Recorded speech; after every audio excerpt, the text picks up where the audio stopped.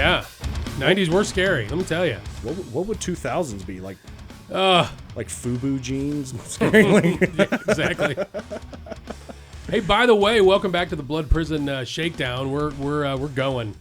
We're going right now. We got a lot of stuff coming in, actually. We're going to bring in some Blood Prison actors and zone leaders, and we're going to bring them in and do some stuff with them. Like each zone leader is going to bring in an actor. I got that going on. But right now, we're talking with Maximus. You want me to call you Max or Maximus? Most people know me as Maximus. Okay. That's what I know you as. It differentiates me from other Maxes. Yeah, exactly. He's like the gladiator, okay? He's from the Ohio Haunters Association, says right there on his hoodie. Yes. Right? And the main topic of discussion we're going with today is the Ohio Haunters Convention that we're going to do right here at Blood Prison / the Ohio State Reformatory in Mansfield, Ohio, home of Blood Prison, of course. And The Shawshank Redemption was shot here. There's a host of other movies. Let's see. Judas and the Black Messiah. Air Force One had stuff done here. Tango and Cash. And all sorts of other ones. So it is the perfect location. Beautiful. For a show. For like paranormal shows. Yep. For metal shows. And haunted house shows. And we do all of those. Yes. It's so good. It works out, yeah. It's such a good place for that. So let's go back in time for a hot second. Okay. If you're cool to discuss that. Sure. I normally, we'll talk before and be like, hey, what don't you want me to talk about? But we're winging it. We're winging it, man. No, so back in 2019, that was pre-COVID. Okay. We did the Ohio Haunters Convention here, or we called it the Ohio Halloween and Haunters Convention. It was all from the Ohio Haunters Association. That's a lot of syllables. Yeah. But back in 2019, you guys came in, did that show. It was so funny. It just made sense. Like when we first started talking about it, it was like, let's just do it here. You know what I mean? Yeah. And it kind of made sense because I remember, I don't know if we're okay to discuss all that, but the gentleman that had started it had put me in on a couple of the initial, I don't know, meetings, if you will. Yeah. And I took it as, honestly, I'm being 100% full disclosure, I took it as they want to do this convention here, and they're bringing me in just so I'll be like, hey, why don't we do it here? It was a text message. That's what it was. It was a group text. Yeah. And then I remember texting, why don't you just ask me if we can do this at the Reformatory and I'll see what we can do. Oh, no, that's not what I was thinking. That's honestly where I was going with that. I know that Jason was, when he talked about this, he formed a few groups. And then there was like a brain trust group. Yeah. Because he's like, you know what? We're going to do this. There's no longer a show in Ohio. And so, he's putting it together and everything. But I know he had a pretty good relationship with you before then because there was an Ohio Haunters Association meeting. The first one I went to, actually, before I even joined the group, was here. Yeah. At the Reformatory. Yeah. We were up in Central Guard, and I picked up some pizza from a local Mansfield place, and it just kind of went from there. And I remember that how this all formulated and how it came to be in 2019 was, I think, people got excited. They jumped on it. And, before we knew it, it's like the Reformatory in the prison cell block. Hell yeah. Oh my goodness. Such a cool idea. Yeah. And we just went from it and we ran with it. And I remember at the time, like there was so much buzz that, vendors were signing up and it just went quick and it was so cool. Yeah. And it was perfect. It really was fun. Oh yeah. It really was fun. I have very happy memories of that time, and it just came together so great. You know? It really did. And it was so unique as compared to, because look, other conventions, there's a ton of them, and obviously the industry supports it, and I think Ohio definitely supports it. Let's get it out there. Which, if you don't know, it's going to be May 9th and 10th. Is that right? Yes. Of 2026. We're coming back this year. But it was just so unique in the sense of having it here and having it in the cell blocks, setting that up and really adding to the experience of it because you're in kind of a cool place already. It's not just a convention center, which I'm not knocking other conventions being in those. I'm just saying this is kind of our elements. Incarceration is the same thing. Incarceration comes here every year, and it's at this big prison. It's the element that you're in, and it works perfect for what you guys are getting ready to do. It really does, and I think that the place naturally makes all of Halloween and Haunter stuff already look cooler. Yeah. Like, it looks cool by itself, but, like, it looks even cooler in the prison cells. And I feel like a lot of the vendors came away from that show with a lot of cool photo ops of their product, of their booth, with creepy prison cells right there. It was absolutely beautiful and perfect. And so, you know, it was a great show when it happened, and it was very sad when 2020 happened. Oh. It was supposed to, you know, bring it back, do it again. Yeah. Think about where it would be right now. Think about where it would be right now if that bullshit COVID wouldn't have leered its ugly head into the world. It could have been, but we're going to get there. I'm really excited. I really feel that this is going to take off, and I think it's going to be a really fun annual event, not only for, here at the prison, but just I think we'll get a lot of people to come and have a lot of fun. And I want to be absolutely clear about this, is that, the Ohio Haunters Association went through kind of a change as far as leadership and everything, and I've been the president of it for the last, 3-4 years. And, it was you that came up to me and said, look, that show that we did in 2019? It was pretty cool. What about doing it again? Let's do it again. So here we are. Yeah. Off of your initiative. So I want to thank you for that, because without you kind of, stepping up and saying, like, look, COVID has, had its place. It's in our lives. It's doing what it's doing. Yeah. But shows are back. Yes. So what about Ohio? And do it. You know what? The board of the Ohio Haunters Association said, you know what? Let's do that. The haunters have said time and time again that they want an event like this in Ohio. Yeah. So let's do it. And to be fair, what you just said is actually where it came from, because of course I was always up for it. But I would get, since that show, even though it was your guys' show, but because it was here, like that happens for everything. They always contact this place when they're trying to figure out what's going on with an event. You know what I mean? Even though it's like, no, we're not the event. We're just the venue. Right. Every year, bar none, I will get messages. Are you guys going to do that haunted house show again?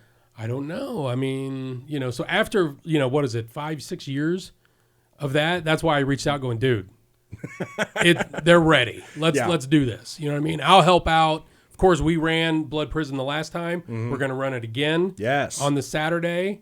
We're going to run Blood, not the whole show, obviously, the cell blocks, but just like you would come to Inc., it's going to be the same thing. We're going to run our house, solitary confinement, and we're going to run our basement show on the Saturday. Yeah. During show, not during the whole show, but like for a block of hours during the Saturday show. Yeah. We'll get into all that coming up as well. But that's going to be fun. You know what I mean? That's going to be, plus who else?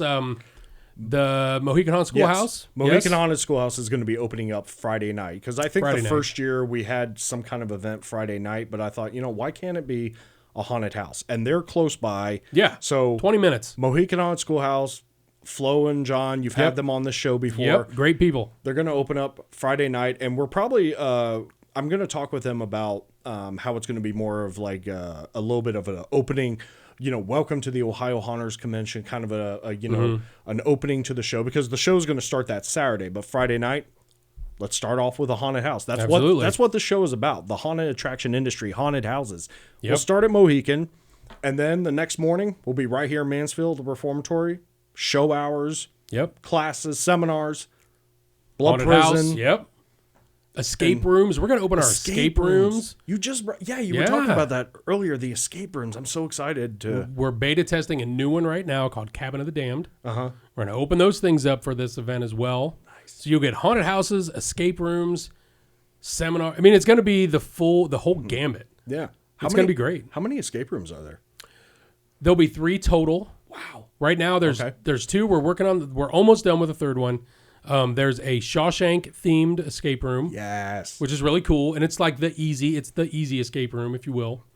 And then we have like an apocalypse lab, kind of like, what's that movie, that Will Smith movie, I Am Legend? Kind of think of that. It's like you're trying to find this, cure, if you will. So you've got to escape out of this lab, which is just beautiful. And then we have Cabin of the Damned, which is based on The Evil Dead. Yeah. The original Evil Dead. So it's hard, cool. And that's the hard one. The lab is kind of not as hard. I mean, it's harder than Shawshank, but it's not as hard as this new one, which so far in beta testing, nobody has escaped. And we've had a couple, if you will, enthusiasts come through, and as bad as now, full disclosure, I'm god awful in escape rooms. Are you any good at those? No, me neither. I'm like, oh look, a hole in the wall. That's what I am. Okay. Oh, here, look at this. Oh, I found this thing here. But that's as far as I can go. I'm gonna tell the story anyway. Yeah. I'm so bad at escape rooms, I shut down haunted hydros. How do you do that? Well, they said that anything with a red X on it, don't touch. Well, I touched it anyway. See, you're the ones we don't want in the damn escape room. Well, okay. To be fair, it was the power box. Mm-hmm. The door was slightly ajar, so I didn't exactly see the red X. And so I'm like going and flipping stuff. All of a sudden, the lights go out. There's two escape rooms running next to each other. Yeah. And you hear screams on the other side because I shut all the lights out. That's funny. The haunted hydro people are really cool, yeah. Really awesome people. They forgave me. I was apologizing so much, but I'm so bad at them, I break them. That's funny. So I may only do the Shawshank one with my wife's supervision. Yeah. There you go. Because there's things that you can't touch, and I felt so bad, but the haunted hydro people were cool about it. You got to do all of them just for the experience. What I tell everybody is go with people that know that are good in them. Yeah. Because it's like I'm just like literally walking around going, dude, look at that set piece. Look at that. Look at they painted that wall. That's me. You know what I mean? Yeah. And then when the cool stuff happens, I'm like, oh, that was awesome. I'll be a good soldier. Yeah. But I need somebody else to be the general. Oh yeah. Because no, I'm not. No. When you have everybody trying to be the general, it somehow doesn't work. You need somebody to coordinate the efforts. So I'm gonna put my crew on blast right now because we went in with basically my build team. Mm-hmm. So it was like me and my head tech build guy Anthony, and then the other guy Greg, who's on the build tech team, Jackson, Corey, and Jen. Jen's the acting man. Okay, so it was all of us up there. We finished 12% of this room.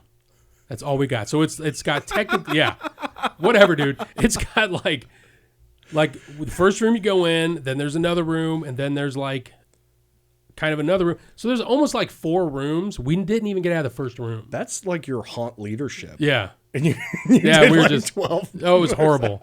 It was so frustrating, and we were just like, so I resorted to just doing dumb stuff in front of the cameras because I was just so bored and couldn't figure anything out. So I'm like looking up at the cameras, like, just doing like totally inappropriate things. Just because I was trying to have fun and everyone's just like trying to do it. So I asked everybody, I'm like, has anybody ever done an escape room? How many? Nobody had ever. I was like, we're not getting out of here. Oh, jeez. I mean, I think haunts and escape rooms are a fantastic combination. Like, for sure. I don't know if you've ever made it down to like Baton Rouge. I've never been there. I've been to New Orleans. 13th Gate. Yeah, oh God, I know. Amazing. That's what Dembski always tells me because he's been down there a million times. It's not a joke. Yeah. They're so good, and so I think that because I think haunted houses in general, they're beautiful. Like the amount of stuff you have that that they put into sets, the details, the distressing, and all that kind of stuff. Mm-hmm. You take that, you put it into escape rooms. So beautiful. So the escape rooms totally belong in the haunted house world. Yeah. And I love the added value of it because my the one I work at, the Dent Schoolhouse, they've had escape rooms now for about 3 years. And customers love it, and they look like scenes from inside the house, and they're all themed after different characters. And that's cool. I mean, they're just fun and they're great. So I didn't. That's going to be one component of this show that wasn't here in 2019. Yeah, is the escape room portions. Correct. So if you were here in 2019, there's definitely going to be different stuff. Yeah, there's going to be more to do for sure. Oh yeah, definitely. Food vendors and all that. Let's talk about what's going to go on during the show. So we're going to have, and we'll spotlight a couple vendors if you're cool with that. Yeah. So you're going to have seminars, right? Yes. Let's talk about some of the seminars you're going to have. What seminars do you got currently? So one of them I'm going to do myself. I'm going to do it with my mentor, Terry Rook. Mm-hmm. He's been Terry Rook. So it's going to be a Q acting class. I saw this amazing class, and it was led by Japes Palace and Alan Hops. Mm-hmm. And it was such a cool Q acting show. And basically what they did was they had about 6 to 8 actors in full getup, full character. They are Q actors. Yeah. And the audience was basically people waiting in line, and the actors just went around acting on people. Yeah. And Japes and Alan would stop everybody and point out certain things that's going on. You got individual interactions going on. You have spectacles going on. You have a person that's, targeting on one person. You have an actor who's gaining the attention of the 20 people around them. Mm-hmm. You have a person that gives not a damn about the audience, and they're doing their own thing, collecting items, and they're on a mission. But that's also entertaining. Mm-hmm. There's so many aspects of it. Yeah. So this last haunt season, I went to about 36 different haunted attractions. Wow! And I found me a group of 5 Q actors. They were amazing, all 5 of them. And I'm going to get them to come in full character. And they're cool. And I'm basically going to recreate that class, but more Ohio focused. Mm-hmm. So anything I do with that class, totally giving props to Japes and Alan Hops for the idea. And I even messaged them. I was like, look, this was so amazing. I'd love to kind of recreate something like this. Now, Terry, the one I'm doing the class with, he has been a haunter for 20-something years. Mm-hmm. Kings Island, Dent Schoolhouse. He is a professional wrestler. So he does, all the gimmicks and everything like that. He does Santa Claus. He does murder mystery dinners. He does other performances. He's just an actor, a character, and he can act circles around pretty much anyone else that I know. Yeah. So having him there with me to add all of his wisdom would be amazing. And plus, he taught at the 2019 convention too. Oh, cool. So fantastic guy there. Oh, yeah. As far as just that one class. I remember you telling me about going, how many haunts did you hit? How many? 30? 36. Yeah. So when you came through here, oh, wait, you didn't come through here. That's right. I don't remember seeing Maximus out of the line or anything, but do I get to defend myself? I mean, 36 could have made room. Well, I mean, no, I couldn't. Let's hear this. This is going to be good. Yes. There are over 100 haunted attractions in Ohio. Yeah. And I've been here before. And so my focus was going to haunted attractions I've never been to before, because Ohio has so many. And that speaks to how great Ohio is as a haunted house place, and also speaks to the necessity to try to engage all the haunters in Ohio. And I only had about 6 weekends in haunt season to see all the people I did. And you know what? When it comes to Blood Prison, we know the reputation. We know the reputation that comes with Blood Prison. Yeah. It is amazing. Uh-huh. It is a must go to in Ohio. Everybody knows that. Everybody's known that for years. So, kind of what we do here. You're fantastic. Sorry, I will sing Blood Prison's praises nonstop. But there is a lot of haunts out there that many people don't actually know about. And I felt like it was important to go see a lot of these. Yeah, sure. And I got to tell you, Vic, I was so surprised by what I saw out there. I was in Troy, Ohio, and I went to this one haunt that takes place at an RV camp. And it only runs for like a weekend. Interesting. It was really weird. So, when you hear about such things, you go, and I think, okay, I'm going to go check it out. It's called Weave Psychos. And I thought, okay, it's a pop-up, whatever. I'm in that area, and I go see it. Oh, it is so beautiful. Mm-hmm. This guy you see stuff there you won't see anywhere else. He's built these gadgets, and he's built these control centers, and he's built all this kind of stuff. The scenes are unique. They're fully detailed. Oh, my goodness. The fact that the rest of Ohio does not know about this place, to me, is crazy. But this is the hardest part usually is getting your name out there. Yes, exactly. I'm talking about a Facebook page that has a couple hundred likes on it. That is robbery. What's it called again? Weave Psychos. I'll shout them out all day. Yeah, Weave Psychos. And it's in Troy. Yeah, Jim Weaver. Check it out. It was so good, and he graciously gave us a tour afterwards. The actors were great. The stuff was great. There's an actual hanging scene inside of that haunt, and you don't see that really much anywhere else. And even if you do, it's in a weird hidden way. Yeah. But he had this whole room full of execution stuff. It was really cool. But this is what my tour was like. I saw a lot of these places. There's another place out in Hillsboro called Deadfall Hollow. I was so scared of this place. It's not a place that, and I've talked with Deadfall Hollow about this. They don't really market. Their Facebook has, a few likes on it. But man, these actors went nuts, and I was terrified. They got my Scare of the Year award because Nice. Really, because they with a lot of trails, there's scene, empty trail, scene, empty trail. That's how a lot of trails run. They took advantage of that empty scene in the in-between. I thought I was safe, and this guy in a ghillie suit came. He was laying on the ground. I didn't see him nowhere. Pops up, air horn, screaming. I stopped for 3 minutes. Oh, my heart was pounding the entire time. And the entire time you get a tractor ride up to the top of the hill, and then you have to walk down the hill. And they're taunting you the entire time from the bottom of the hill. You're like, oh my God, I got to go down there, and they're waiting for me. The entire time I'm being taunted. Yeah. Terrifying, crazy. But, places like Blood Prison, your reputation is there, and I know how good you are. I wanted to see what everyone else was like. Well, it sounds like you had a good trip then. It was such a good trip. Yeah. I mean, there's so many cool things that's out there. And you know what? The disadvantage of being a haunter is not really being able to see that very often. And when admittedly so, I didn't work at Dent as much this last season. I pretty much only worked Thursday nights because I was spending the rest of the days traveling. Traveling's hard. I don't know how these people do this. It's expensive. Yeah. There's so many places to hit.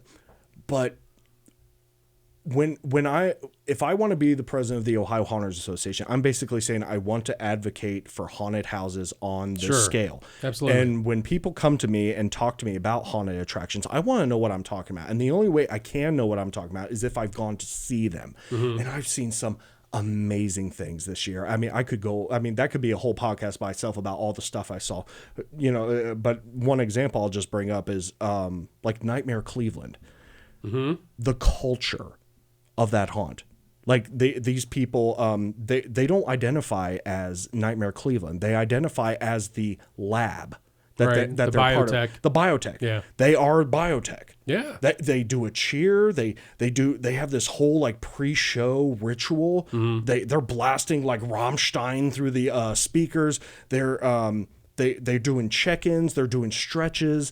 The culture of this haunt, I didn't know existed. It was so cool. Yeah. They do such a cool thing there. And I didn't know that it was like that. That would be like if us at Dent Schoolhouse, that we didn't say we were Dent Schoolhouse, that we were Cincinnati Public School District number 12, and when we took go Badgers or whatever else the kind of like the Legion of Terror at Bloodview. Yeah, exactly. Yeah. It's so cool. And so that's especially why I think the Ohio Haunters Convention is that much more important. It is an opportunity for everybody to come together and celebrate that haunt culture. Celebrate your own haunts culture. Sure, absolutely. And celebrate haunting as a culture in Ohio, because we have a lot of them. Oh, a ton, yeah. And if I lived in a place like Wyoming, I could have found a time to go here. But, yeah, right. But Ohio has so many. Yeah. So many. I'm shocked actually, that I didn't get to as many as I wanted to. I think I had plans for like 50. I would love to know the actual count. The actual count of like how many and what classifies, like we're talking haunted houses, haunted trails, hay rides, pumpkin patch. I don't know. Like pumpkin patch during the day, haunted house at night. Yeah, that's kind of something like a spooky ranch up in the Cleveland area. They have all the family friendly stuff during the day, and then they have 4 haunted houses at night. Right. And they have that's a lot. They have both things going on at once. And I didn't really get to know trails that well until this year, and seeing a lot more trails. And actually trails have unique challenges for lighting, for props, for all that kind of stuff. But weather. Weather. But it also allows a lot more freedom than you see anywhere else. Like for example, Nightmare at Stagecoach Hollow, East Liverpool, Ohio. Yeah, I've never been to that one. Jeremy Hinton runs it. I got to see the crew before the show started. They are so cool. And I'm going through the haunt, and I've got this chick yelling at me, screaming like, my baby was stolen. She has a bloody mess in the front of her, and she's screaming and screaming about her baby. And then I was like, okay, well, she's distraught. Her baby's lost, whatever. I go 2 scenes, and then 3 scenes later, some guy with a beard just walks out of the woods. He's like, hey, I got her baby. And then he pulls out a remote. This baby is on top of an RC car, and it drives out from the woods. And I'm just shocked, and I'm dying laughing. That's like, good stuff. Where the hell would you see that? Yeah. Like, who thinks of that? Yeah, Like, for sure. I mean, I couldn't believe it. I'm like, who thinks of such a thing? And then they're like, you know what we're going to do? We're going to tie a baby to an RC car that we stole from this woman. It's funny where those ideas come from when you get this, let's do that. But yeah, God, who knows? That's different, man. I've never seen anything like that. No, I haven't either. But it's going to be, I want these people and places like the haunts I've mentioned, Deadfall, Weave Psychos, Nightmare Stagecoach Hall. I want them to come here and see the vendors that we have here. Yeah. And so that they can take that information, one from the classes, because we've got the acting classes. We also have corpsing classes. We have airbrush classes. We'll have some electronics information as well. Get the education, use that to improve yourself, but then also see the products that people have that you could use to increase, what you have going on there at your show too. Yeah. Yeah. The wealth of knowledge that is out there that you could bring to the show to get everybody that from a home haunter to, I hate saying pro haunter, but to a pro haunter to a home haunter.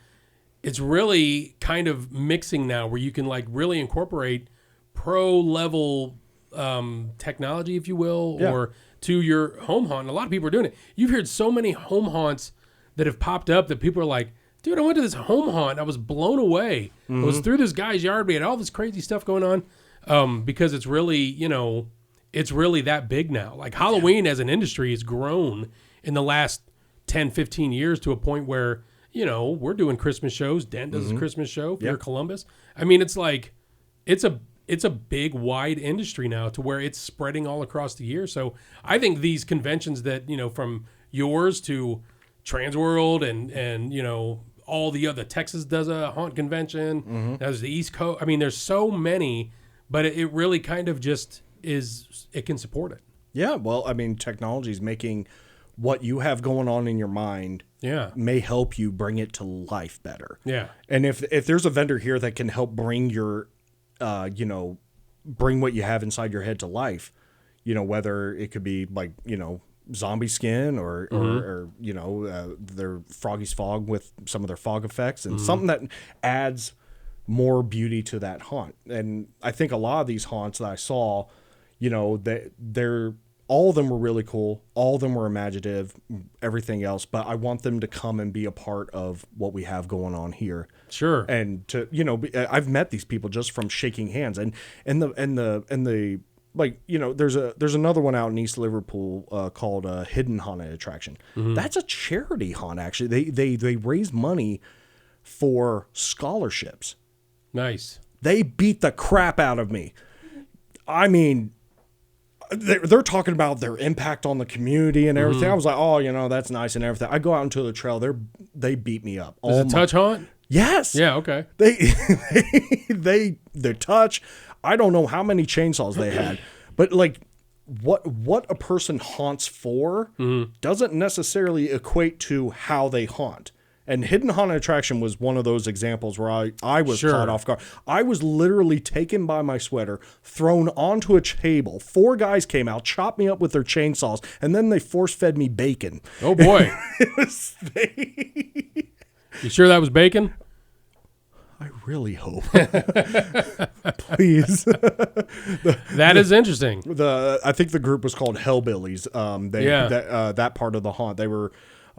they were energetic. Yeah, but actually, when you go to these places, any of them, and you kind of talk about where you're from and what you're doing, they're so excited when other haunters come to visit them. Sure. They're so excited. And haunters are some of the most hospitable people that absolutely. You'll come across. You're a fantastic example of that. Oh, well. You are. It only makes sense, though. You know what I mean? Right. I mean, we got the most. We might as well help each other out to keep it so we can all survive. Yeah. You know what I mean? That's the way I look at it. And honestly, the favorite thing I'm looking forward to with the convention is shaking these people's hands again. Like, recounting my experiences there.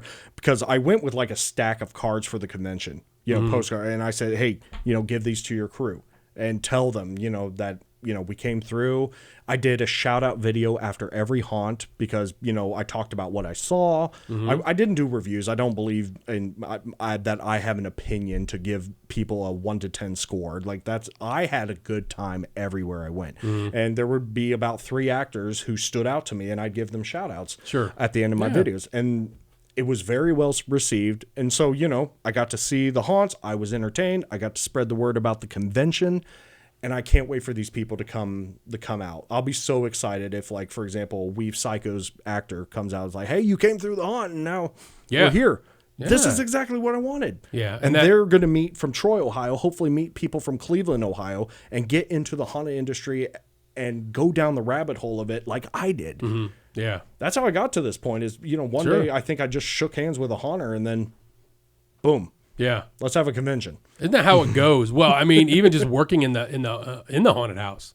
Yes. You know what I mean? It was like, oh, we're going to do that? Oh, okay, let's go. You know what I mean? I'm down for that noise. You know what I mean? Yep. So it was like, I think that's probably most everybody's introduction to it is like knew somebody who worked at a haunt or his dad ran a haunted trail. And I was like, oh, I'll try it. Next thing you know, they're just like running a prop company.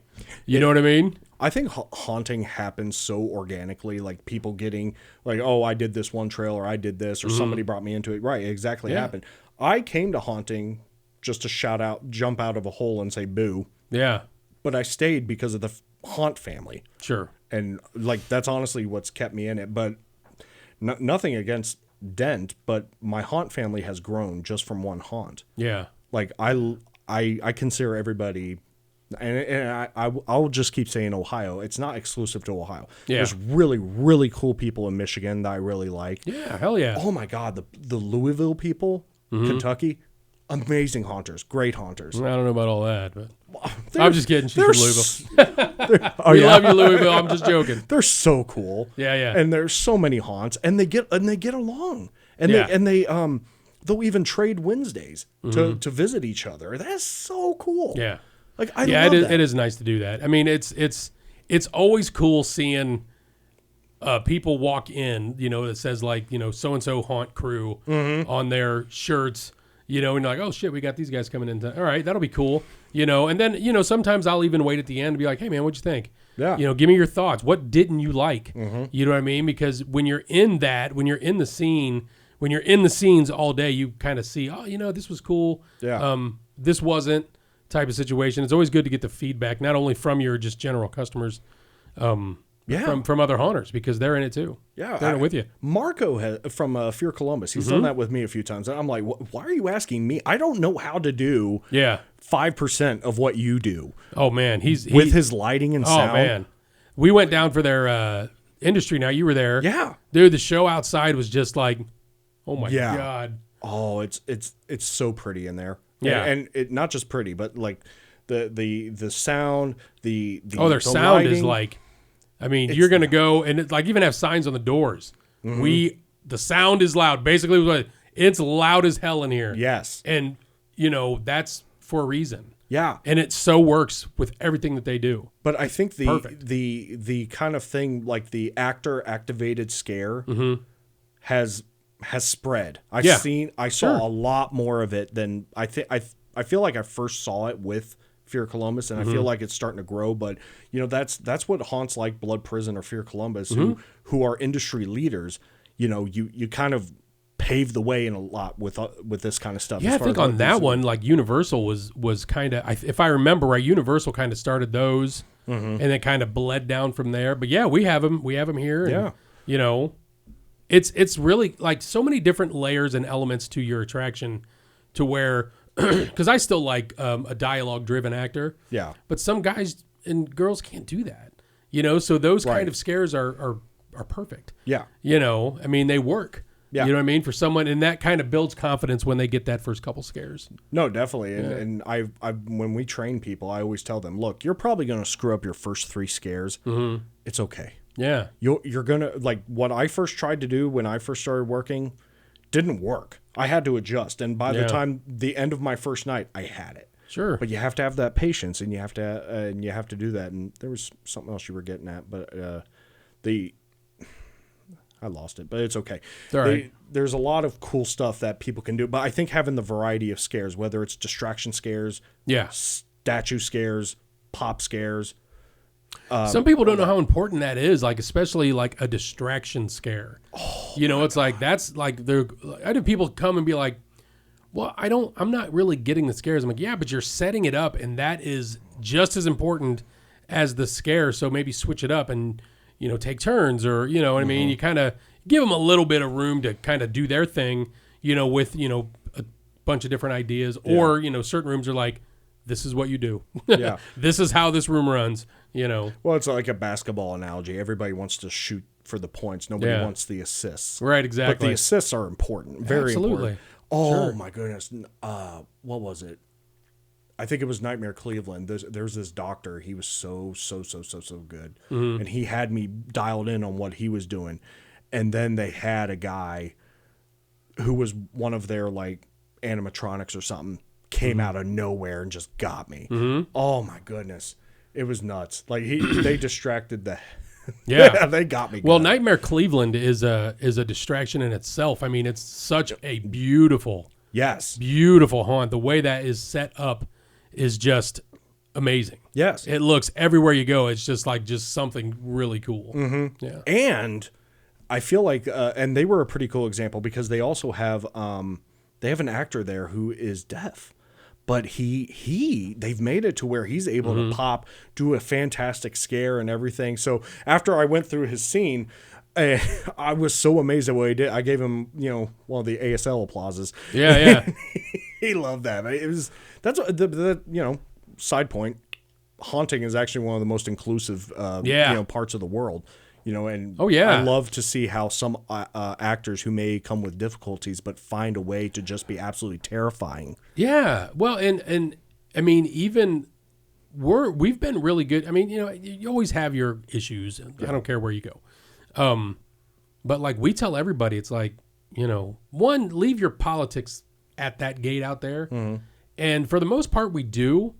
So you get people from all different sides of the aisle, if you will, and they come in and they haunt and they enjoy each other's company. And it's like, I'm telling you, if you just quit listening to all the noise, you can have these differing opinions and these differing views, but you can still get along. Yeah. And it really works. And like you just said, haunting is a good bridge in that gap, because it's just like, yeah, I don't like what you're doing here and you don't like what I'm doing here, but we love Halloween, so let's just keep it there.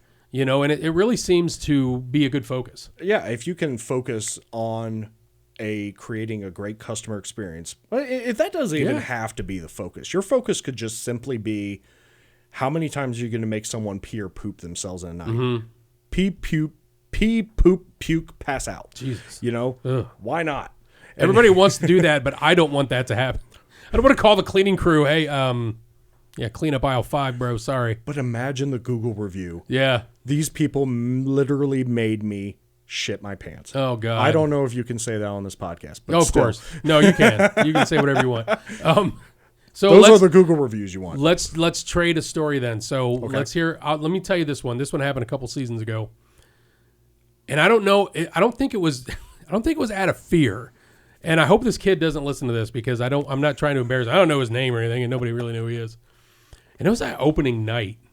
Now, a lot of the times, I think the lore of this person pissed themselves or this person shit themselves is sometimes exaggerated, I think. Other times it isn't. I have, had to go up and like mop up piss. I've had to clean up puke. I've never had to clean up shit ever. Okay? Well, that stays in the pants. Me personally. No. Well, it's supposed to. Yeah, it should. This poor kid, I'll never forget this, and I felt so bad for him. This poor kid he goes into the attraction. He gets about halfway through the first attraction. And like I said, not out of fear, it's more he's got to go. He's got to use the bathroom. Oh, okay. So he is in a point in the attraction where it's like, yeah, there's not a bathroom for a good long time. So he starts going through. Well, then he's at the point where he is pleading with the actors. I really have to go to the bathroom. Is there anything you can do for me? The actors, we're the same way. Our music and sound effects are really loud, and they're just doing their thing. They're just like, just doing like whatever, just kind of. He's got these 2 girls with him. So he goes through the house and he gets to solitary. And solitary is dark. Yeah. And then that's where a lot of our universal scares are. Like next thing you know, big bright light flash, dude jumps out of a cell and he's like, you know what I mean? And he's like pleading with this guy. He's like, I gotta take a shit. And the guy heard him and he was like, oh, go over there. So he did. He just walks over, drops his friggin' drawers and just sprays onto the side of the slot. Yeah. So it's opening night and I'm already running around like trying to put out opening night fires. Radio's going crazy. Zone leader's going nuts. Acting manager's like, what? You got to come down to the bowl. I'm like, oh my God, what is going on? In a cell? It wasn't in a cell, but it was like outside of the cell, like the cell, like right toward the end of the cell block, if you will. Yeah, he just dropped him and he just. Oh no. Yeah. So I get down there and this kid is in the bathroom. But the actor's like, he's dumbfounded, just like, so he gets the zone leader. The zone leader's like, come on, and they take him to the bathroom. And he's in there, and he's got these 2 girls, and I think he was on a date with one of them. I don't know. There won't be a second. No, definitely not. So I walk in, I'm like, what the hell is going on? What is a big emergency? And they're like, come into the kitchen. I'm like, oh, Jesus. What's going on? Well, there's a kid out there. He's in the bathroom, but he didn't make it, and he shit all over the walls in solitary. I'm just like, what? No, and they're like, and the zone leader's like, it's true, it happened. I'm like, what are we gonna do? So we had to reroute people through solitary because we couldn't have them going by this, mess on the wall. So I'm like, I'm not cleaning that up. I'm not doing it. You know what I mean? So I'm like, that's my initial thought. So I call the cleaning crew down. Bruce, gotta love you, Bruce. He comes down. He's like, what's going on? And I was just like, they didn't tell you what's going on? He's like, no. And I'm just like, oh man. Somebody shit on the wall in solitary. He's just like, oh my God. So he's like, well, let me go look. And I'm just like, dude, I'm not lying. So he goes and assesses and he comes back and he's like, yeah, he shit on the walls. Because I didn't go up for that. I didn't go up to look at that.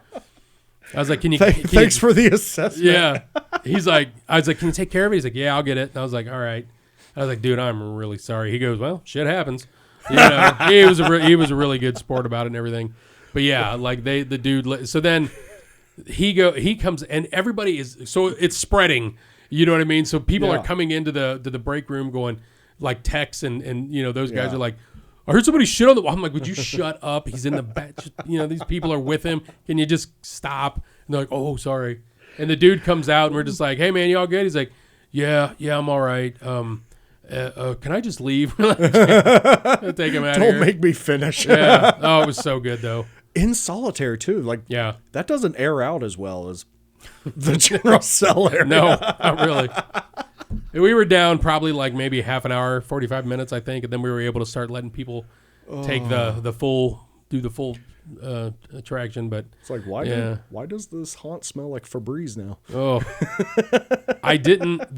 A couple days later, I went in and I was like, all right, where did this happen at? And they told me, and I went and I looked and I was like, yeah, Bruce got it cleaned up pretty good. You know what I mean? He did a good job, Bruce. Yeah. Shout out to Bruce. Oh my God. Do you ever make anybody piss themselves, shit themselves? I've had people tell me that they shit themselves, but I don't have the trophies per se. Yeah. But I've definitely popped out and they've literally told me, "Oh my God, I just shit myself." Yeah. That's happened a few times, and I'm counting them as my as my victory. There you go. I wouldn't say. I mean, so I've been a Q actor for the last 7 years. This last year, I was not a Q actor because we don't really have as many on Thursday nights. Yeah. So I was inside the haunt. I definitely got people to drop. That was pretty fun inside the house because I haven't done that in a long time. But in the Q, the interactions are just different. You know, like you're oftentimes doing photo ops. Yeah. You're doing interactions. You're kind of sometimes relaying the story of the haunt. The opportunities, I think, to cause people to pee, poop, puke, pass out aren't as available to me as I would there because it's hard to hide. Yeah. You know, I'm out in the open. Everybody's looking at me, and this person's like, "Hey, can I get a photo?" This person, "Can I get a photo?" And you do it so that the customer does your advertising for you, basically. Yeah. But yeah, I don't. Since my chainsaw wheeling days, I haven't had as many. Right. I've had very impactful interactions because a lot of times people will come back and talk about how they interacted with you the year before, and they came back to see you and everything, and you know they've seen. Don't you love that when they're like, "Hey, I was here last year. Remember me?" And you're like, "Yeah, sure." Especially a dense schoolhouse where you get God knows how many people going through there. I tell them, like, do you understand how many people I've seen between? Yeah. They're like, you remember the one? My name's Benny. Don't you remember? Like, did you piss your pants? Well, no. I don't remember you. What I usually make them do is like, did you get a photo? Yeah. Prove it, and they'll pull it up. I'm like, well, we need to get another one. And yeah. That's how I get out of it. Yeah. Just like, we'll get one every year. There was somebody. He showed me. His daughter was 3 years old when she first met the pumpkin smasher. And he came back and he showed a photo every year for 5 years straight with her. And that, I just thought that was really cool. Yeah. Like I was literally, not me, but the Dent Schoolhouse is literally a Halloween tradition to that family. And the girl's just coming back year after year after year. And it's going to be awesome because when she's older and she starts bringing like guys to the haunt or something, she's going to be braver than them. And it's going to be awesome. she's been here and she grew up with it. Yeah. And I think a lot of places have that. We have this girl this year. I don't know if she's a friend of one of my makeup artists or her cousin. She came every weekend. Wow. Every Sunday. She got known as the goth girl because like that's kind of how, you know, she dresses that way. And we're like, oh, is the goth girl? Yep, she's here. She just checked in. And we're like, oh, okay. So we'd see her every Sunday. She goes, I have so much fun. I'm just going to keep coming. I was like, okay. Yeah.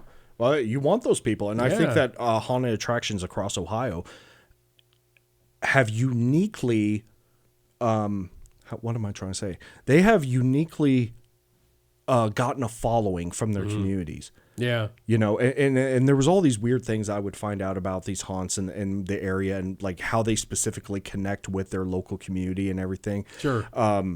Like, did I know that Fortress of Fear Scream Park had a cool of a look as it did? Like all the gothic architecture that they have going on inside that haunt. I had no idea about that. But as soon as I get there, then people are like, oh yeah, we've come here for years and years. And it's a legacy type haunt. And same way with like Sydney Haunted Woods. Like I was literally there and a guy had like 5 kids with him. I think it was like his son and 4 friends. And he was talking about when he went to the Sydney Haunted Woods when he was a teenager. And now he's bringing his kids. And that's kind of what you want, is to keep building that, you know, legacy. So looking at, you know, the haunted house industry as a whole. So if you, and I've noticed this, I guess I'm asking you if you've ever noticed. I've noticed that when you like get outside of Ohio and you start going to different parts of the country and seeing haunts there, like the differences in how they set it up, how they decorate it, how the actors are playing their parts, Do you notice that? Because I definitely notice and think it's like, wow, we don't do that up there. Let's try and maybe adopt some of that stuff. I think, like I kind of pointed out, how, like, for example, the actor activated scares have kind of spread around. You know, if Universal started it and then it ends up at Fear and then it's starting to spread around. I don't know if that, that's just what I've heard. But yeah, like, let's even say that was true. I think you see that with anything else. If somebody goes into an area and they see something new and unique and different, that you start seeing it elsewhere. Like, I don't know when. That was one thing. I did not see a lot of voodoo scenes this last year, but we used to. Yeah, we used to have a lot a voodoo scenes. Yeah, now we don't. And trends change and everything. Yep. And I think I'm gonna shout out Sean, the Haunt Finder General, just because he probably goes to the most haunts per year, more than I don't know anybody else who goes to as many haunts each night. Yeah, he's been here. Yeah, so I asked him before. I said, what makes what are some of the regional differences that you say? And he kind of views it more individualistically. He's like, look, it's really hard to say Ohio haunts are such, whereas Kentucky haunts are such. It's because even when you go inside of that region, you have a haunt that will do this, and you have a haunt that does something completely different. Kind of their own. Right. Yeah. But then you will, like, for example, in that tour that I did, I think one weekend I went to 6 haunts. Every haunt had a pistol in it.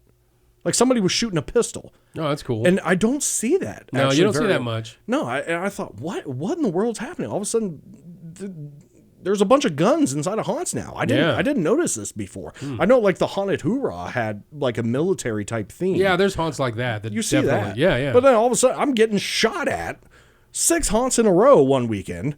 I thought that was weird. But it seemed like it was just that, like, that area, because it didn't happen again for the rest of the tour. So I think haunts do something. They'll talk to another haunt. The other haunt maybe kind of picks it up. But if you all of a sudden end up in California, I wouldn't know what California haunts are like. I bet you they don't have a lot of guns there. Probably not.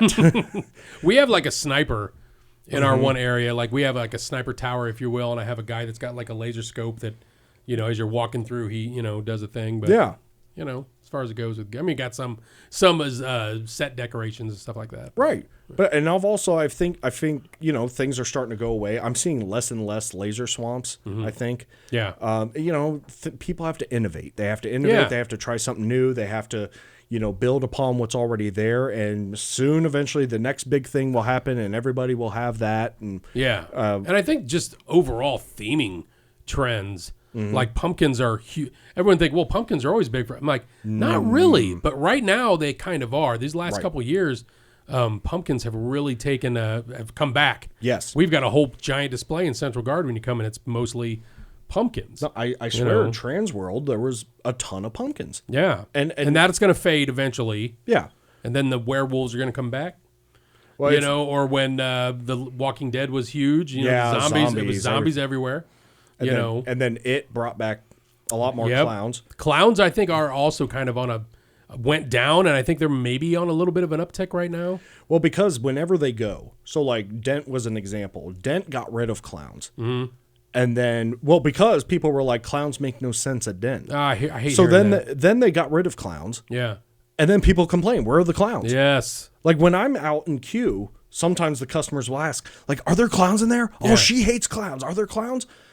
And if you say no, it's like, oh, there's no clowns? Well, it's a haunted house. Why are there no clowns? Yeah, exactly. Yeah. Now, compare that with haunts that only do clowns. Well, yeah. There's a mix of that sort of thing. And I think there should be a mix, but there's certain tropes that people expect. Clowns, chainsaws, and laser swamps. I don't know. Yeah, the laser swamps. The laser swamps were cool when they first came out, because we had one. Yeah. We did that, and I'm like, dude, these are really easy, cheap scares. So it made sense, but I hate the trends that you can tell the people that don't like certain trends or certain themes or certain characters, clowns, for instance. People will be like, I hear the same thing. Why do you have clowns that don't make sense? Yeah. It don't make sense to have clowns in a prison. It's like, okay, but I've got an apocalyptic area also in my prison. Does that make sense? Yeah. Does it really matter? I think the haunt enthusiasts, and I always find too, and the people who don't like those characters are going to be the ones that put out there, well, we shouldn't have them because it doesn't make any sense. And it's just like, you just don't like clowns or you don't like werewolves or whatever. That's the only reason why you're saying that, because you don't like them. Yeah. You know what I mean? No, I just don't think it. No, I know what's going on. But there's also that piece where people expect certain things. So like the character I did Dan for a long time, Pumpkin Smasher. Yeah. He smashed pumpkins.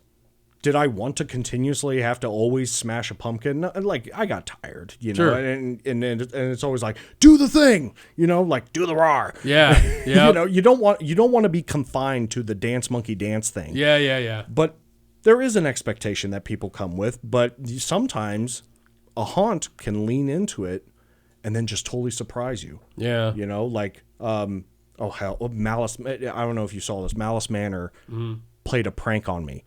They came to industry night at Dent, and I was in character. They brought me a piñata pumpkin. So I get the real. There's two hammers, a foam one and a real one to smash with. I grab the real one, and I'm like, all right, thank you, Malice Manor. Smash it, totally filled with shaving cream. I got covered.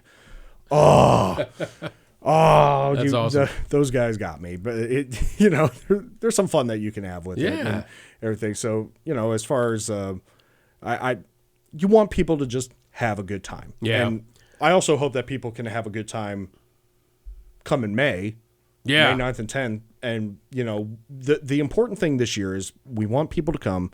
We want them to experience it. And then we want to hear from people what they liked, what they didn't like, what do they want to see more of, or what would they like to see like instead. One thing we hadn't talked about is we will have a costume ball like Saturday night. Yes.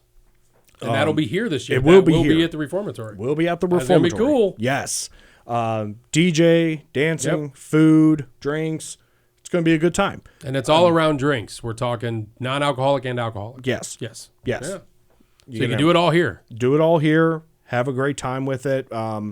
I think there was the, having it here kind of centralizes what's going on at the location, instead of having to go all different places. So, we'll have the classes, and then we're going to switch the East Diagonal into a party room. So it should be a great time. So, people can expect haunted houses, vendors, yes, seminars, classes, costume ball, escape rooms. Yeah, it's gonna be, and you don't the cool, like you just said. Yeah, it's all right here too. That's so cool. Yeah. I mean, but the networking is a piece that you have to make happen yourself. Like, two people can go to the same event and come out with two totally different experiences. When I was early in the industry, I would tend to go and introduce myself to people, ask them about their haunts, and a person can be too shy to do that, and walk away not with any new haunt friends. Yeah. So I encourage anybody who comes out, meet some haunters, meet people. Like, they're going to be wearing their shirts. Everybody's going to have a shirt. Everybody represents. Haunted, wherever. Yeah. Ask them about it. Ask them what they do. And I've met so many cool people this way. Yeah. I feel bad that my Facebook got hacked and destroyed about. What's up with that? I don't know. It was the weirdest thing. All of a sudden, I'm at the Haunted Hoorah. And then I get a notification that my account was deleted because somehow somebody hacked my Facebook, and then it was tied to an Instagram account, and they said the Instagram account broke the rules. I'm like, that's not my Instagram. And then it was gone, and there was no obvious appeal process. Yeah. So I'm like, you know what? Let's start fresh. So, I mean, that was a lot of contacts I lost. Yeah. But it's okay. I can rebuild it with this event. And I've been slowly doing it anyway. Facebook is kind of weird about how many friend requests you send out in one day, so I've kind of had to not do it. I've had to have people find me. Yeah, because they think you're like spam now. Yeah, these friend requests he's sending out. I was like, who are you? Exactly. It is me. Well, Facebook's funny anyways because it's. I love hearing how people like hate Facebook. I hate Facebook. I don't even want to be on it, but yet everybody's still on it. It's still relevant. It's just funny to that because I don't care for it either. Honestly, if I had my way, I would be on Probably, I just like watching funny videos and like industry stuff. So I would be on Instagram Reels and TikToks, just watching those, and I would totally get rid of Facebook. But because of what I do, I kind of got to keep it. But you gotta it is what it is. Lean into all that. You really do. I'm kind of glad Be Real didn't like stick around. Like if you remember about 4 years ago, people would ask me like in character, they'd be like, "Can you be on my Be Real?" The heck is this?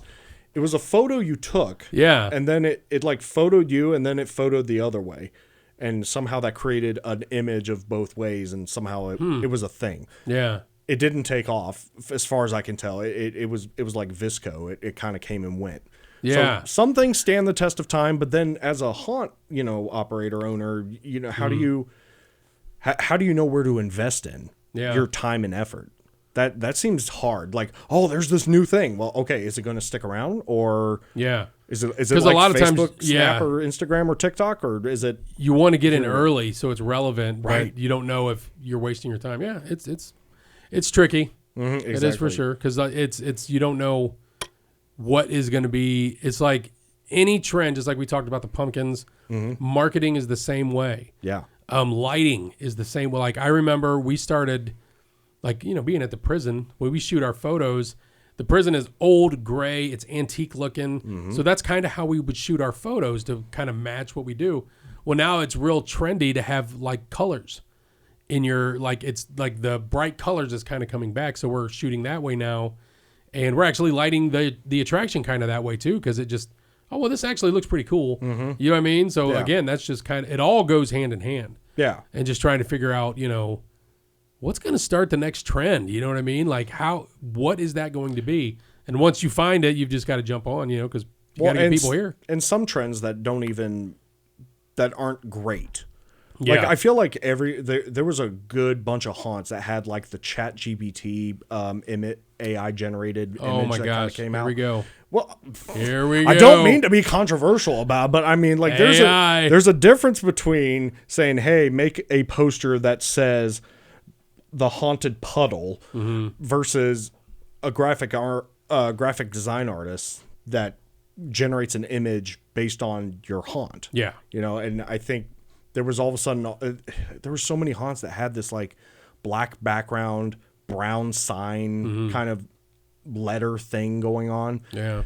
I wasn't a big fan of it because once you see it once, it's kind of like you see it several times. But I think that, the one thing about haunts I always think is beautiful is that it's an individual artistry created. Yeah. Like I appreciate the haunts that have something that you don't see anywhere else. That goes with sets, that goes with props, that goes with also marketing and imagery.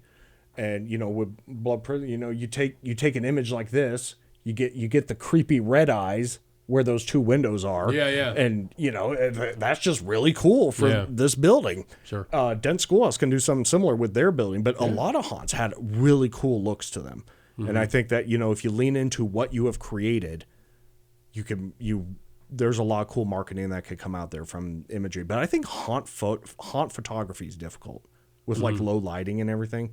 I think that's hard. Yeah, when you're running the actual when the attraction's running to get photos inside. Yeah, you gotta have it, and it sucks too because people want to go through and do video and bring lighting, so then it's like you're really ruining your scares now, so you're not getting the good video footage. Yeah. But like on the AI stuff, what I don't like with some attractions are doing are using AI to create their promotional videos and that's not really what you're going to see when you go there type of situation. So it's just like, that's where, and I shouldn't say, that's what they do but I would never do something like that. I use AI for concept stuff. Yeah. You know what I mean? No, but that's about as far as I go. If you ask AI to generate an image, like let's say you want a decrepit church and it generates an image and then you say, okay, you know what? That looks good. And then you build it. I don't see anything wrong with that. No, absolutely Or not. if I'm a character and I go to AI and I say, okay, I'm going to give Pumpkin Smasher a backstory, just not so that I can, create something that I hand out to people. Like, here's his backstory. It's more of like adding layers to your character. What is the trauma that the character has gone through that has made him the demented killer that he is now? Right. Sometimes that hasn't been completely spelled out. AI, I think, is useful in doing that. But even before AI, there was this image of this skeleton crawling out of a graveyard. A bunch of haunts used it. It just was a thing. Everybody would do it. You take the image, you put your haunt name on it. I believe I used that. I believe I used that in 2017 as our crew photo or our crew shirts. Yeah. Well, because I think Fright Props used that as well. Because I remember seeing that going, hey, wait a minute.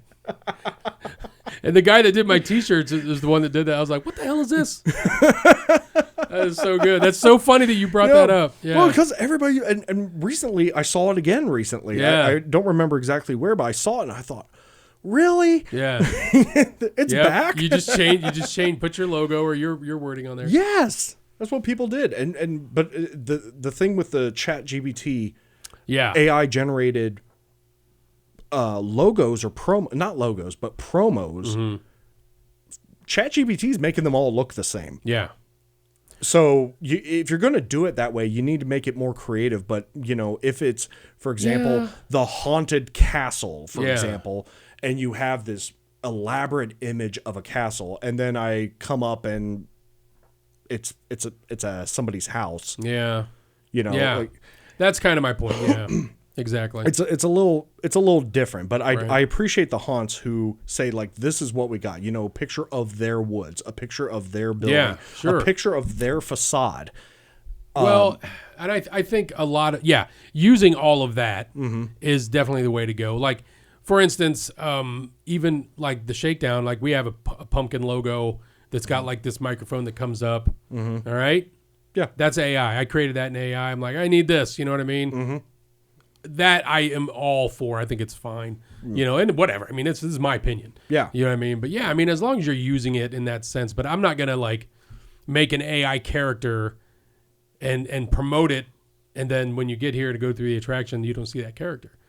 That's the only thing. Oh yeah. I see what you mean. You see what I'm saying? It's just like, what is all that about? But that's just me, that's the way I do things. And I'm not trying to shit on anybody who does that, but that's just my perspective. Yeah. Well, I think, there's expectation versus delivery. And I think, for the haunts that deliver something better than they promise is pretty cool. Yeah. And that's under promise, over deliver. It's the way to go. That's what it was like with these haunts that I visited. Like I literally had no expectations going into them. Yeah.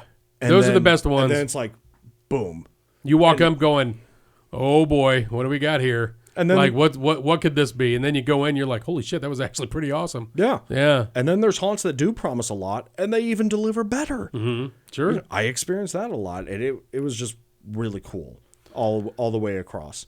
Yeah, I agree. I love those surprises. I love those, low expectations. Not necessarily low expectations, but thinking, oh God, I've been to every haunted attraction there is. It was whatever. Let's just go see what this is about. And then you walk out like, holy shit, that was really good. Yeah. And there's always a component that you can take away from it. Like there's a Misfit haunt in Mount Sterling. It's a 2-day event. It's a free haunt, but it's a haunt inside the Masonic Lodge. And then they have van smashing on the outside of it. They have food trucks. They have blow up houses. It's just a fun event. Yeah. And then you can go through the haunt as many times as you want. Yeah. I loved it. Oh, that's cool. It was so cool. That's cool, yeah. Like they literally shut down downtown Mount Sterling for it. I thought it was so cool. That's cool. Like, and there's so much to explore out there. And I think, I pity you, Vic, that you have to be here all the time. You can't go always and see these things. That's rough. But I don't forget you, and I will come see you. You better. I will. You're gonna come through during the show. I have to. Yeah. I mean, I'm gonna, because so there's, you got to. Well, I have to. You got to make time. Well, if I it's don't, only one day. I feel like if I don't, yeah, there's gonna be consequences. I'm gonna hear about it. No, you actually hooked up my wife and son that one time. Remember, with tickets to Dent when they were down in Cincinnati. Yeah. Which, and I'm gonna say this, my wife does not go through haunted houses. And I was up here running the show. He was down there. This was before, because my son had a kidney transplant, which I'm sure you know about. This was like, to him. Oh, thank you. Yeah, that happened. I was so happy when I heard. Been a load off everybody's mind in the family, but yes, thank you so much. But she doesn't do that, and she won't go through here. She won't. I've gotten her to go through the haunted hydro back in like 96, 97, like when we first started dating. Well, we'd been dating for a few years, but a young Bob Turner. Yeah, and like that was it for her. So she went through the Dent Schoolhouse and had a great time. Nice. Got the photos. She's just laughing. I'm like, see, it's but my son loves doing it. But they went through that, and then I got to go down when we were leading up to his kidney transplant. I was just in Cincinnati, and I just texted Bud, and I was like, hey, man, can I swing by? I'd love to check out. He's like, absolutely, come on over. And he showed me I'd never been there. Beautiful. It's amazing. I didn't get to see it full swing, but just walking through was like, oh my God, this is just so cool. And I definitely want to go down and see it. So when he did have his kidney transplant, of course, we find a kidney during October.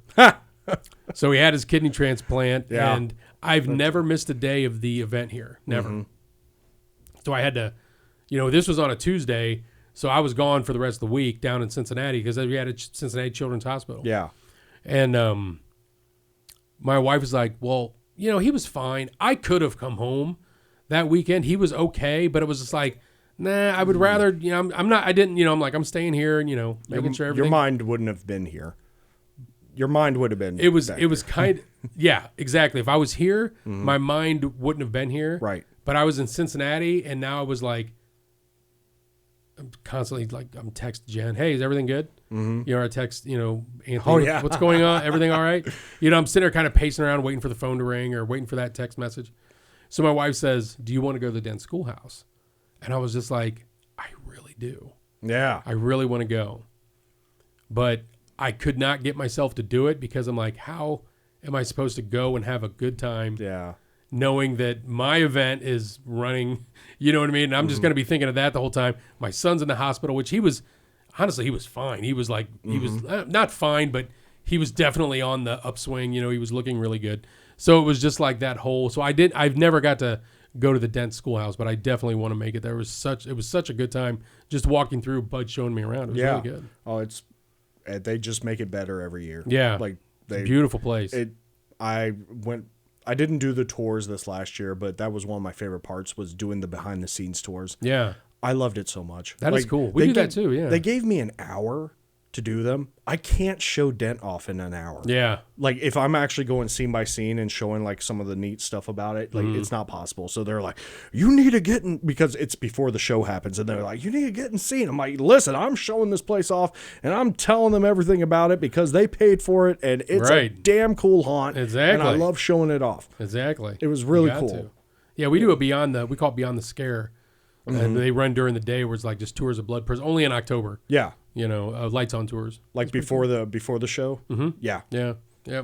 And sometimes like on the days we're not open, like I don't know what days they're open, like on Thursday, because we did a couple Thursdays this year, but yeah, even on those shows, days we're not open, we open it up and let people kind of go through it. And it's really cool. People love it. Yes. People love seeing that behind. Which, speaking of, getting back to the convention real quick. Yes.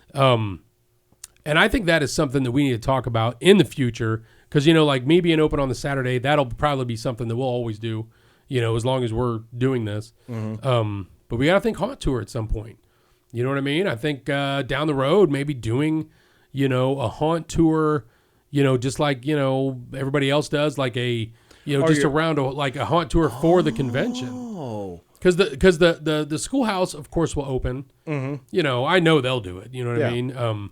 But just to do, even if it's just one day where we have 3 or 4 attractions open up, like on the Friday. Yeah. You know what I'm saying? Might be an idea. I think, I know. Ohio's stacked. I know that the folks that did like the Northwest and the Texas Territories, or I think even the Midwest Territories, they've talked with us before about doing it. That was one aspect that didn't really take off in 2019.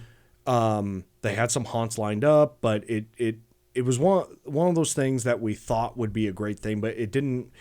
The appeal or the attraction to it didn't really happen. Now, it could have been a whole number of factors. Who knows? Sure. There's no reason why you can't revisit it.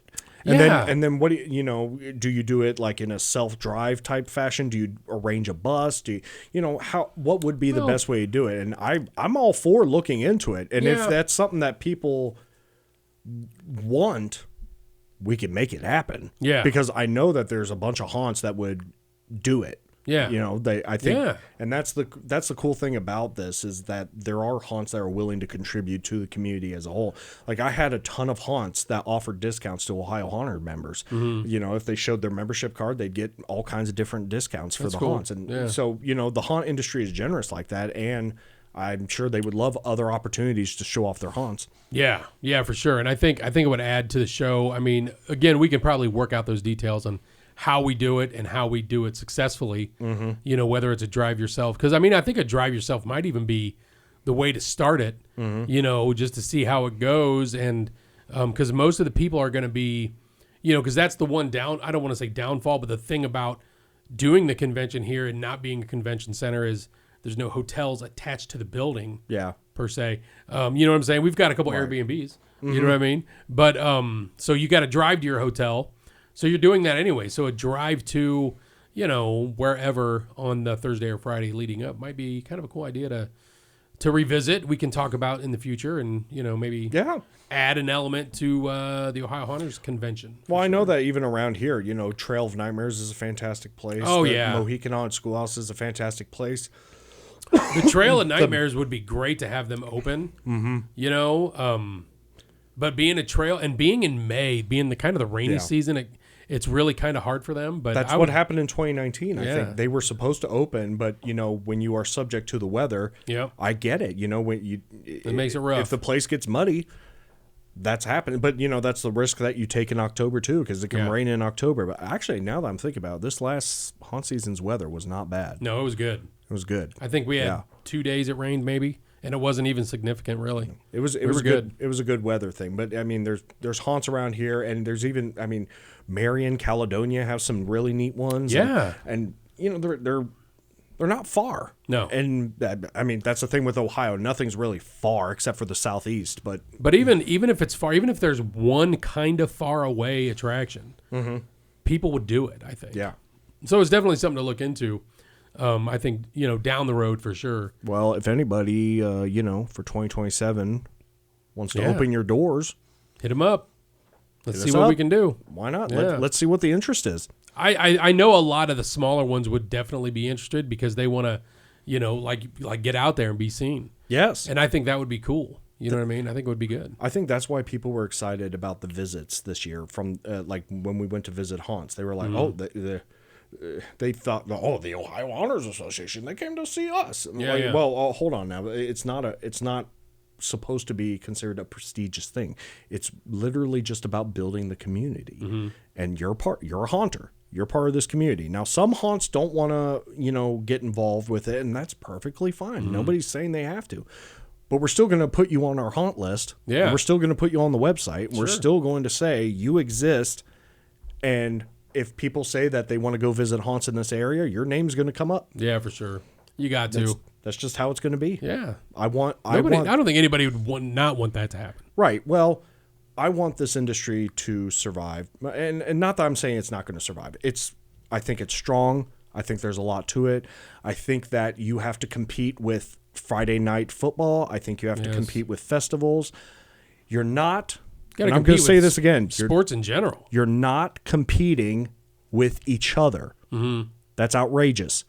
Somebody goes through a haunt and they have a great time. What they're going to say is, I want to go through another one. Yeah. So not only do you want to do well, you want the other haunts to do well. You want them to put on a great show, because if they go through there, they'll be like, oh, Blood Prison was great. Let's go. Let's see what Mohican's like, and vice versa. Oh, this was great at Mohican. Let's go check out Blood Prison. Yeah. And when a place like Louisville, you have all these haunts within a 5 to 10 minute drive, and you can just see all of them, and you want them all to do well because they'll come visit you.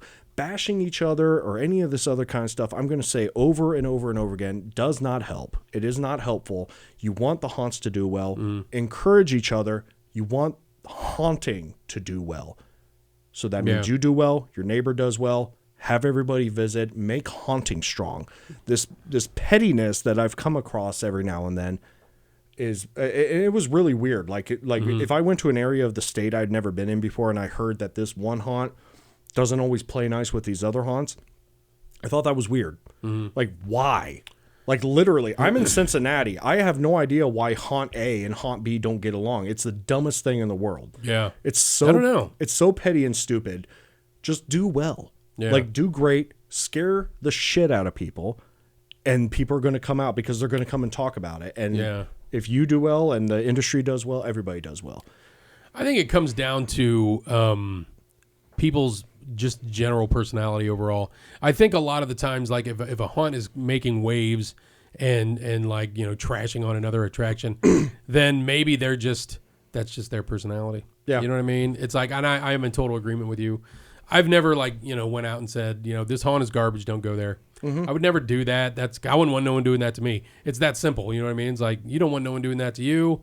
Why would you do that? I've told my actors, because some of my actors back in the day, not really so much anymore, they would say, like, they would post things on, like, haunt forums or anything like that, being, well, this haunt's, you know, shitty for this reason. And I'd be like, take it down or you're fired. I mean, it's up to you. It's like, I know those guys. They're friends of mine. You know what I mean? It's like, don't do that. You know, you're putting me in an awkward position, and it's like, I don't need that. That's an appropriate response, where if you are a owner-operator and you notice that people who carries your haunt's name are doing things, you talk to them and say, look, when you're doing these things, you know, and like if I'm wearing a Dent Schoolhouse shirt and I'm going out and I'm like leaving bad reviews on all these pages or something. Yeah. It's like that reflects on the haunt. Sure. And, you know, people kind of have to realize it. So, you know, reel in your people and also, you know, go have a beer with, you know, with some of the other owners and see what comes of it. I have dinner with Ed and Sandy of the Trail of Nightmares like a few times a year. Yeah. And we just had dinner over the Christmas break. You know, we just hung out and, you know, we always do and talk about, you know, just, we chop it up about haunt stuff, but then mostly just hanging out. We see each other at Trans World every year.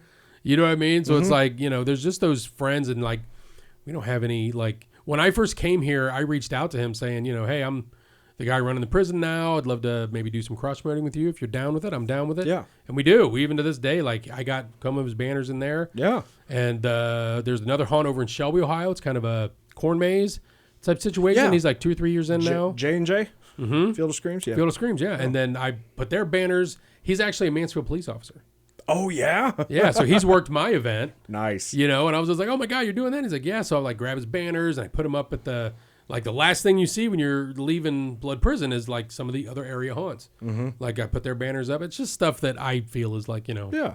You know, they do it for me, too, and it's like, it just works. You know, one hand washes the other. And that's the example I would love to have set, and that's part of that culture I'm talking about, and that's what I want this convention to lead towards, is come together, shake hands, learn from each other. Yeah, for sure. I mean, like, anytime I've come to any of these Ohio Haunter meetings, whether it was here or anywhere else, people are raising their hand and they are saying, this is what I know and this is what I can offer. Yeah. And, you know, like, and that's why I love the team that we've put together for this convention. You know, the guy that's doing my not my website. Oh my God. I sounded like a dictator when I said that. You're fine. The guy that's doing the website for the Ohio Haunters Association. Yeah. Love what he's doing. The guy who we brought today to do some measurements, who's going to do signs. So good at graphic design.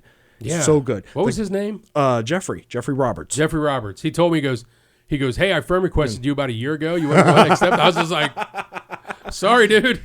And I got to do that. That's what made me think of that. And his wife, Deanna, came very nice today. people. Yeah. Really nice people. Yeah. And Rob, who, you know, does some of your, that does marketing with you. Yes. Like, great people. And, you know, you and the board that I have with the Ohio Haunters Association, great people. Yeah. You know, this is a really cool team. It's going to be a good time, man. I think we're going to knock it out of the park. I really want to. And I want you all to come out, have a good time. Yeah. And you got to also remember that people are coming to see these vendors. Yes. So let's throw some vendors out there that are going to be here. Like off the bat, you know, like we secured some good vendors. Yes.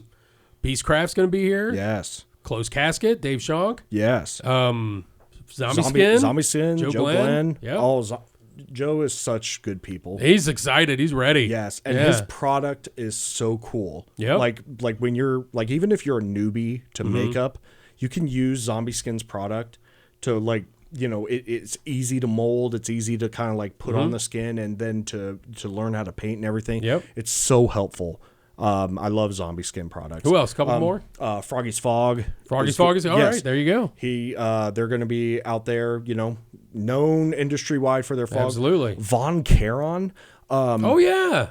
He comes here every year. It's so cool what they make. They make some really unique, like straight jackets and masks and all kinds of stuff. I mean, it's going to be really cool. Yeah. Dembski Creations. Yep. Oh, just beautiful stuff. Yeah. Oh, he makes some beautiful stuff. It's going to be stacked. Yep. Chocolate Treasures is always, I mean, they always have some really cool Halloween chocolates and everything. I love what they do. I think we just got the application for Hot Wire Foam Factory. Oh yeah. Perfect stuff for especially home haunters. Absolutely. But, you know, pro haunters can definitely use them too. Yeah, we have some other stuff. They make Absolutely. They make such cool stuff. I know Cleveland Haunt Club. Jeff. Yep. They'll be coming out. We have some performers. Audrey Smith, she does like a blockhead and some fire twirling type stuff. Oh, nice. She's going to be doing some performing with the blockhead stuff, like the nails and everything like that. She'll also have a booth.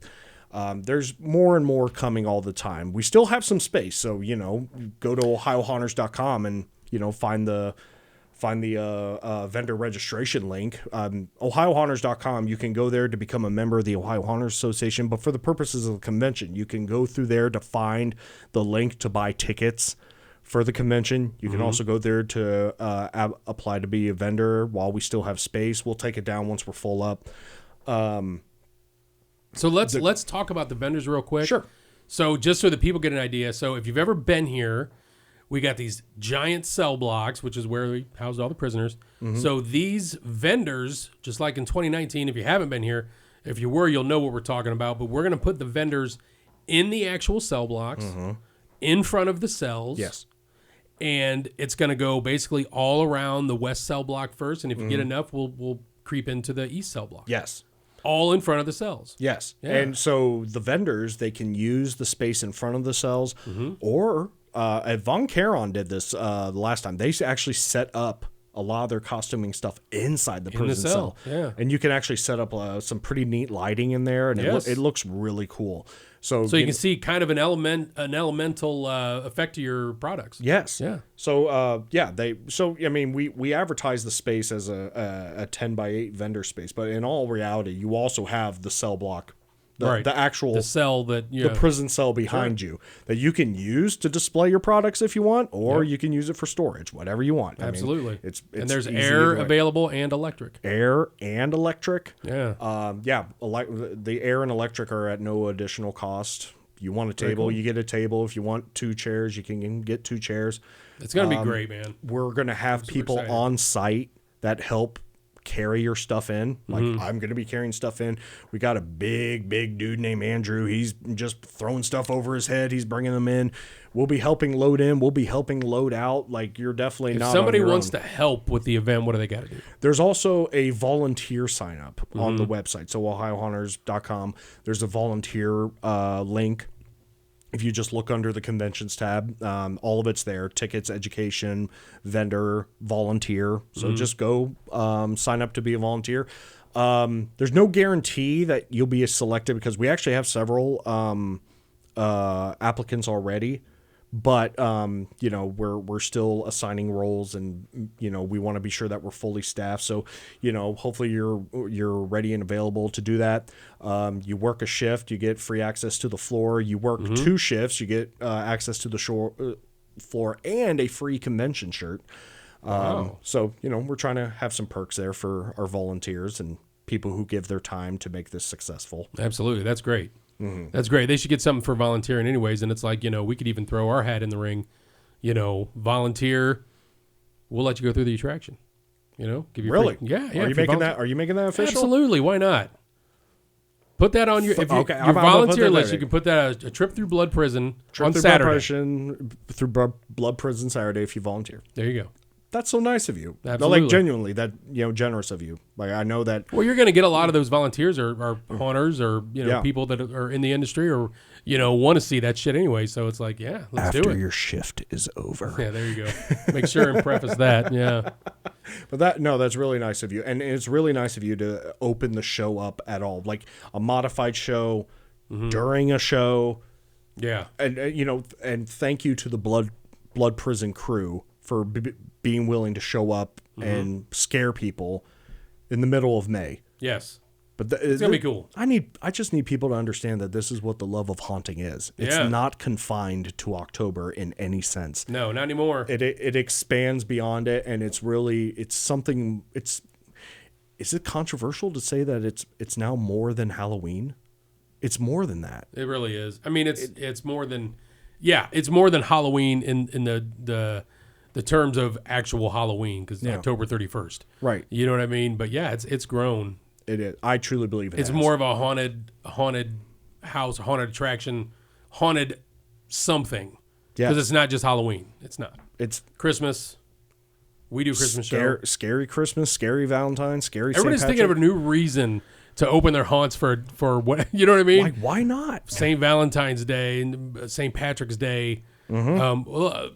Halfway to Halloween. We're halfway there. Let's open for a weekend. Yeah. Halfway to Halloween. Friday the Easter, 13th. Friday the 13th. Yeah. Some people just randomly open for a Friday the 13th. Oh, there's a Friday the 13th in June. Let's open up for it. You know what I mean? I'm thought fine with it. When Dark Hour told me that they opened up like 6 times throughout the year, I always thought that was nuts. Like when I first heard about it. But now, all these reasons to open. This is for the love of haunting. And again, it's not just, Halloween, pumpkins, all that kind of stuff. Those are that can be baseline things that we've built upon, but it's the creation of a world that we are inviting you into, and we're going to control what happens in that world when it happens. Yeah, for sure. And it's so cool, the effort and the investment that go into it, and even all of your actors, the characters they create, or the passion that they put into manipulating your emotions when you come through. It's just amazing. Yeah. There's nothing else like it. It is spread. I mean, it's not even like theater, community theater. You practice for a month for 3 nights. Bah. Haunting. Month long. Yeah. Yeah. And some haunts now are even like, we're confined because we're here. So I got to work around like Ohio State Reformatory's schedule and everything. But like actual haunted attractions, that's what they are. A lot of them are talking that we open in mid-September. We open September 10th or 12th. And then once we hit October, we're open every day. Yeah. Or we're open, we're closed Mondays and open Tuesday through. I'm just like, that's a long haunt season. It is. Like if you're down in my area, there are some that are doing the first weekend of September and they're going until about the first or second weekend in November. Yeah. That's a crazy long haunt season. Now, I do love haunting. But one thing people need to understand is the physicality that comes with it. It definitely does. It's so physical. Yeah. And you get tired. There's a haunter down in Louisville. She was pregnant and she was sliding across. she pregnant slider? She was a pregnant slider this year with her other child on her back. Oh my God. While she's doing it. She's actually going to be part of my class. There's dedication right there. She's crazy good. It's so good. Well, I think we got to have you back on here. I would love as we to get closer. I'd what do love you think? To. So let's get the dates once again. It's May 9th and 10th. Yeah. So we're gonna have the vendors load in Friday night when the tours end about 4:00. So there'll be vendor load in Friday night. I assume there's gonna be some vendor load in Saturday morning as well. Probably. The show floor is gonna open at 10 to 5 on Saturday, 10 to 3 on Sunday. The costume ball is going to be in the evening Saturday. I feel like that's a 7 to 11 type thing. I think. I'm pretty sure. See me knowing all the information. We'll get you back in here. So I can clarify. So we'll that way we have everything a little more set in stone and we can go through more of the seminars, maybe with a little more detail. I don't know if you're going to add more or if we are where we're at. I'm not sure. I'm pretty sure the classes are set and who's teaching them is set, and you can find them under the education tab. But I would love to feature them more. Yeah, we should. Learn more about what they're going to teach and talk about it more, because we really, like, if you don't come away from the show with something, then we failed. Yeah. You should be able to come here. The classes are $10. $10 classes. Yeah. So, you spend $20, if you're a haunt owner, you can spend $20 and get, your people educated on something. Sure. And not just educated, but build a contact with the instructor to ask further questions in the future.